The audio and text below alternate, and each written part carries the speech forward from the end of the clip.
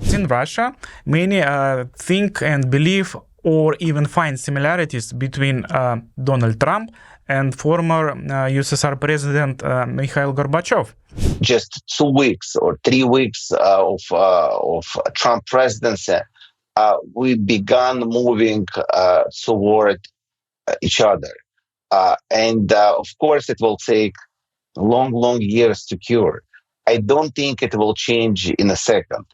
Upon his return home, Mark Fogel was honored as a hero. Footage of him standing in the White House wrapped in an American flag with a can of beer. There's an old Russian joke where they say that the victory have lots of fathers.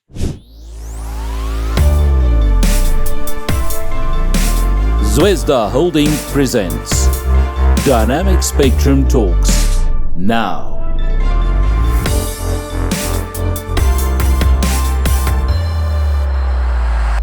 Hello, dear friends. This is the Dynamic Spectrum Talks podcast. In the studio together with guests and experts from all over the world, we are looking for and finding common ground between countries and peoples, trying to answer the most pressing questions that concern everyone, as well as raising the dividing lines artificially drawn between us. I am Anna Shafran, and this is my colleague, Yuri Lindra. Hello, everyone. And today, as always, we'll talk about something that concerns many people, both in Russia and overseas. We will talk about Russian-American relations. But we are not politicians, and we will talk it mostly on the level of human ties and personal stories. In this regard, before introducing our guest, who has recently found himself in the middle of the geopolitical struggle, let it call it like this, let me highlight and provide you with some context or background. Recently, a Russian citizen, Alexander Vinnik, who was facing a long term in American prison on charges of cryptocurrency fraud, was exchanged under a Russian-American deal for American citizen, Mark Fogel, who has been serving a prison sentence in Russia for drug smuggling since 2022. Many experts call this exchange historical and consider it as the beginning of new chapter in U.S.-Russian relations, which for quite some time have been at all-time low level in their history. To talk about all this, we have invited Mr. Arkady Bukh, Alexander Vinnik's lawyer, who is joining us via video call link from New York, the United States. Arkady, hello. Hello. Arkady, the first question I would like to ask you is, of course, about the exchange that took place. Naturally, we would like to know the details. How did it happen? Is this primarily a victory of diplomacy, your merit, or a coincidence of circumstances? And we are literally witnessing in real time the geopolitical changes that started with this exchange. Has the ice been broken or not quite yet? Well, the relationship definitely getting better. And I mean, the situation with the client is clearly victory for the client himself, Also, political or involvement of the Russian government, absolutely.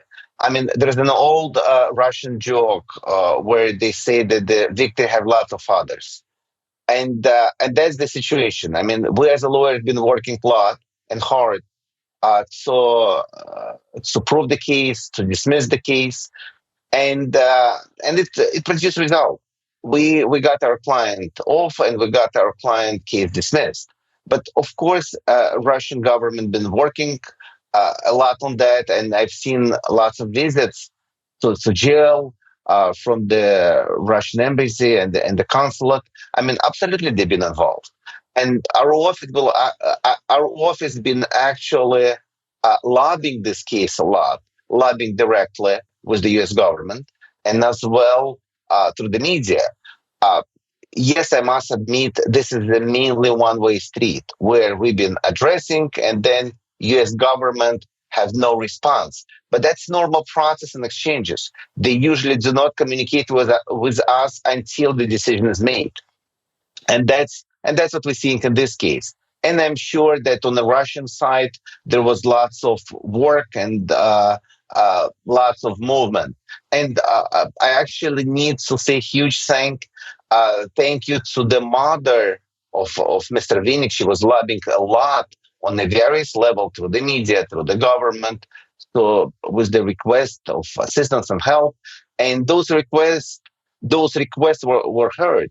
I mean, we got the result, and this is a really great result that the client got.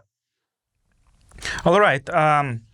Arkady Vinnik's case in the United States has already been closed. He was found not guilty and consequently not convicted, although the charges were serious enough. Let me remind, Alexander was accused of money laundering through a crypto exchange, and was also charged with organizing a criminal association. In 2017, he was arrested in Greece, in the European Union, at the request of the FBI. Then, for several years, he was imprisoned in France, and after that, he was extradited to the United States. Throughout this time, the case against him was called trumped up by many, and now, after his release, California court has classified this case. Why do you think that is? Well, the case was sealed and the material classified was on Tuesday, and then it was unsealed on our demand on Friday. So in reality, it was just 3 days while the case was sealed. So it's a technical element, or there's a few technicalities why it's happened, and those technicalities no longer a secret. During that appearance, government presented certain communication between their superior, Department of State, which usually being sealed before a person was sent. And the second element, and I think that's this is a great thanks to the Russian government who pushed for the quick removal, because usually deportation take a few weeks, sometimes few months, until after the criminal case, after the person was transferred to immigration for deportation or detention.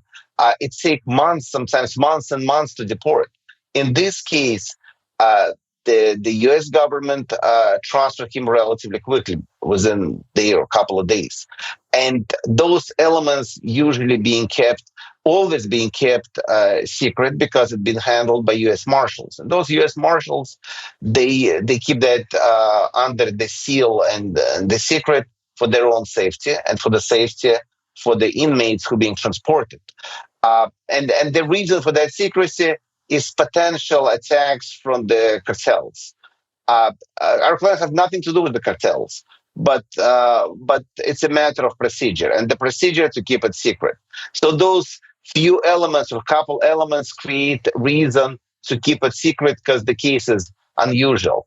But what else is unusual is the fact the case is dismissed.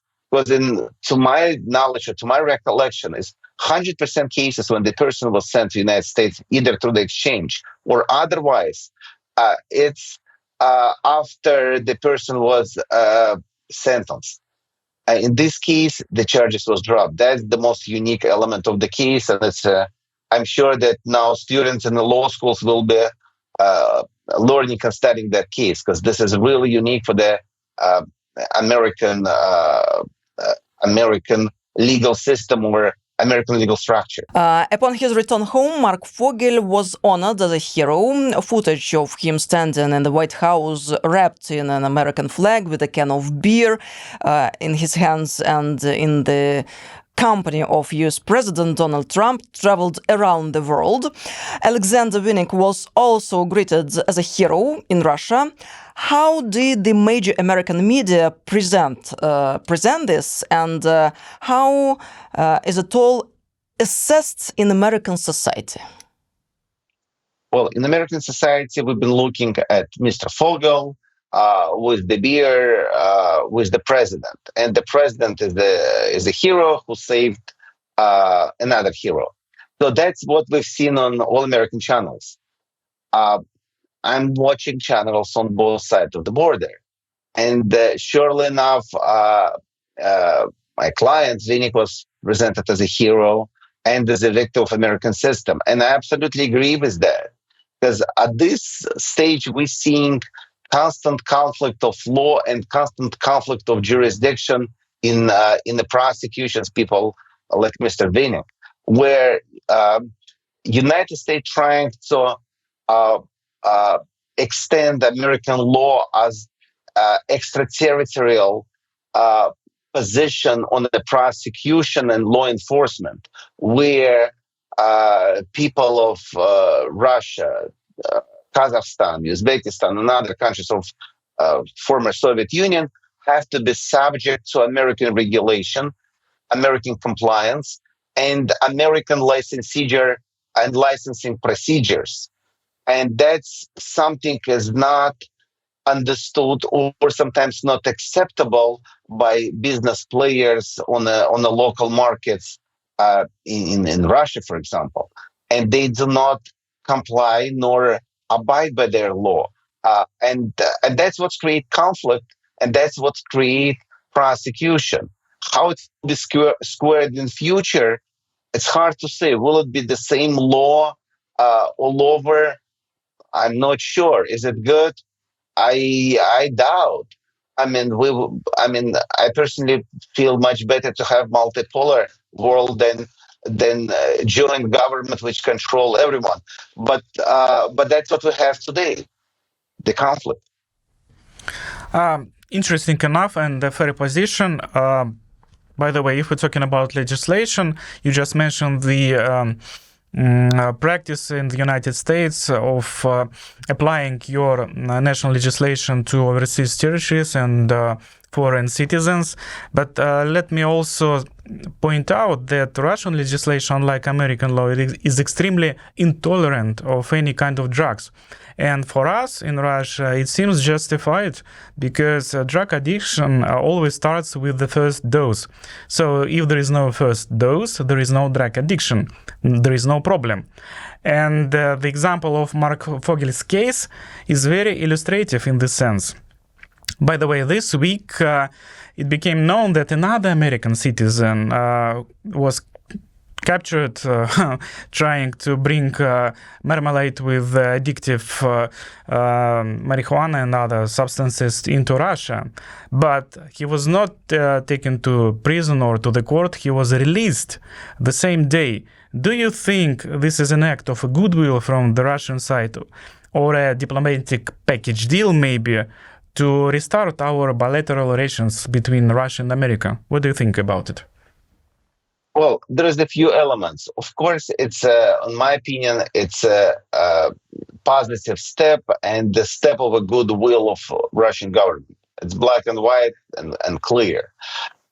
And I see that as a cultural misunderstanding or cultural intolerance, where here in America, where certain substances being sold over the counter and accessible to everyone, suddenly those people being prosecuted as a possession of a painkiller somewhere abroad.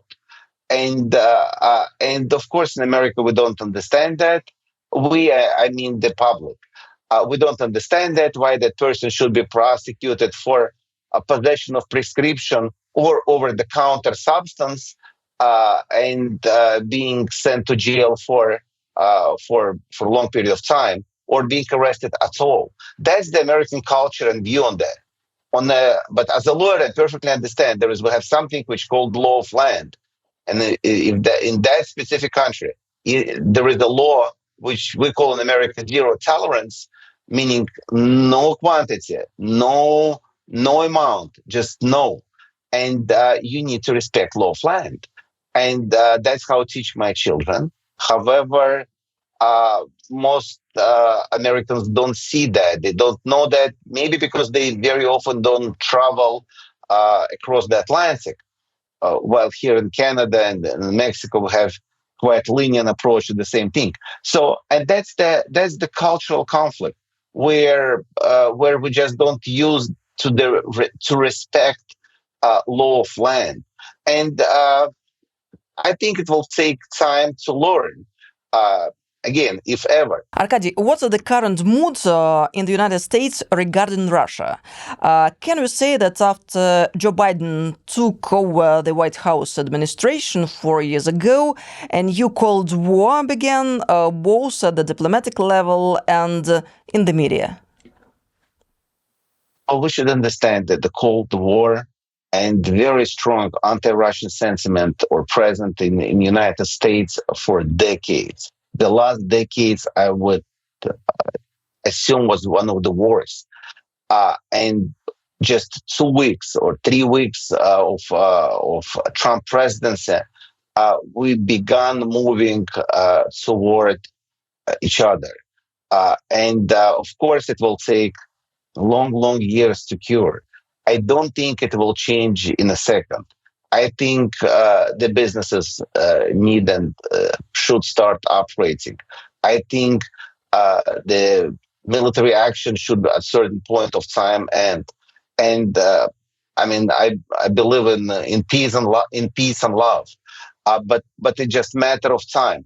But on one side, on another side, we should understand that still most of the media sources is controlled by Democratic Party, which still have very strong anti-Russian sentiment, and they still very actively work and proliferate that type of agendas.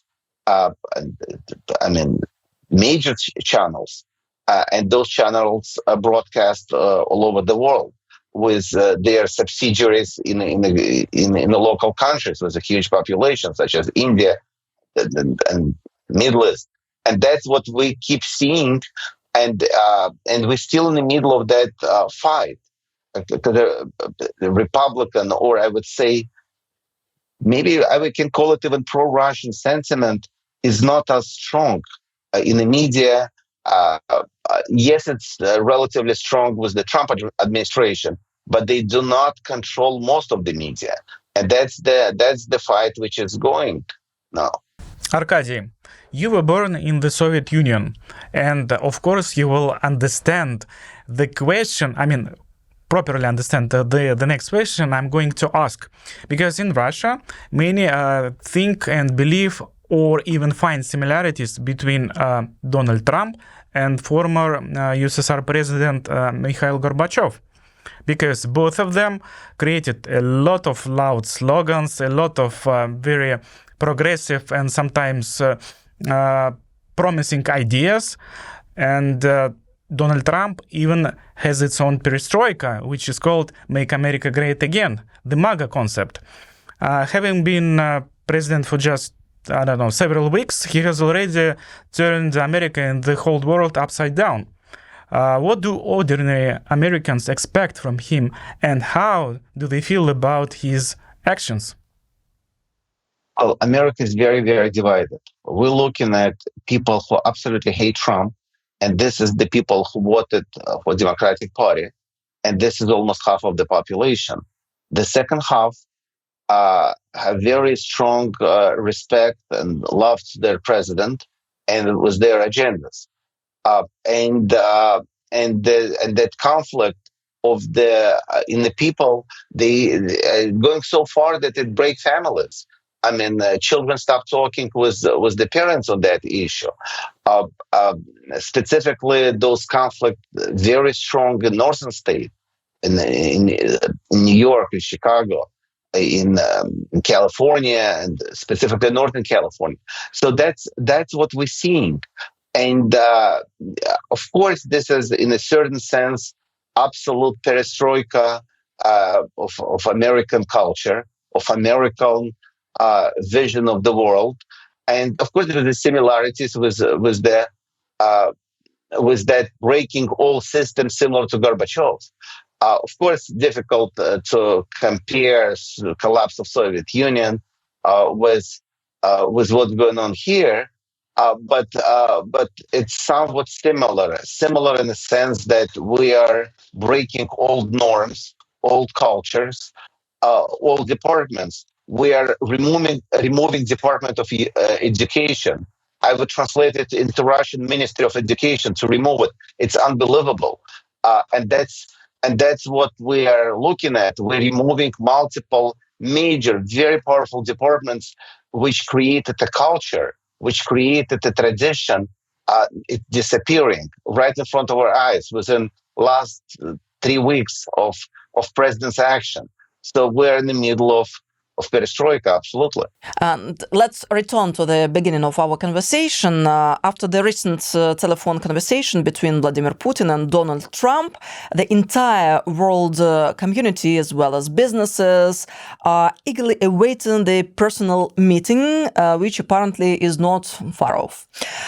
As it turns out, Russia's isolation is not favorable to anyone. According to various sources, the world's largest companies and financial organizations are very much hoping to return to the Russian market soon. What are your forecasts in this respect, and what legal barriers exist for this? How can they be overcome? Well, there is a number of sanctions more than anywhere against any country, more than North Korea and Iran combined. We're talking about thousands and thousands of sanctions. By the way, our office specifically handle licenses and securing, removing certain entities from the sanctions. And I know and I feel it on my own skin with my clients, constantly fighting with those sanctions. And this is the thousands and thousands of sanctions, which is basically laws, which need to be reconsidered and removed. And this is a huge job which new administration will have to do. We're talking about thousands and thousands of judges and the federal agents being removed. The new agents will prepare reports as to those sanctions for the reconsideration to their superiors, and then the process will start moving.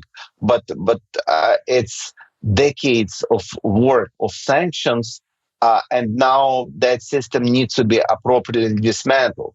Some of them can be appropriate. Some of them can be less appropriate or more appropriate in the sense that related to the dealings, to some substance export related to Afghanistan, to Russia, and then further to United States. There is lots of appropriate and less appropriate sanctions, and that's what the government will have to go over to decide which one should stay, if any. Should we remove this one or that one?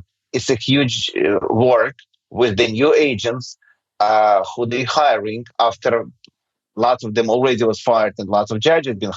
I mean, only yesterday, 200 judges, I read the news, was fired in the United States here. So we're really making huge movements, and I hope it's for good.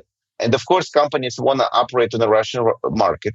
Of course, Russian companies want to come back to America, and of course, we need to change the culture because the culture today is very, very strong anti-Russian sentiment. Arkady, we are approaching the final of our podcast, but I have to ask you the final question in conclusion. Do you see the light at the end of the tunnel? What would be, from your perspective, our relations between Russia and America, at least at people-to-people level, in the nearby future? Well, I could never believe that even people to person-to-person relationship broke as a result of the political manipulation, I would say. But I think we're going to the right direction. I think it's a matter of weeks, maybe months, to get it much warmer. It's definitely getting warmer. It's definitely we're looking at perestroika here in America. I mean, I hear in news that banking industry, Visa, MasterCard, already positioning themselves, various companies, to come back to the Russian market. Of course, we here in the Russian-speaking community anticipate that we'll see more Russian products here on the American market.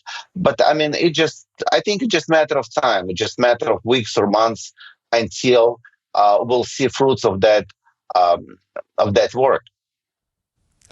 And maybe one more final question, Arkady.